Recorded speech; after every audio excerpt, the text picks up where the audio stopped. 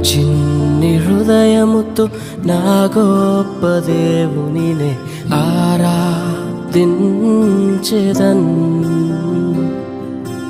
పగిలిన నా కుండను నా కుమ్మరి యొద్దకు తెచ్చి బాగు చేయమని కోరెదన్. నా చిన్ని హృదయముతో నా గొప్ప దేవునినే ఆరాధించెదన్.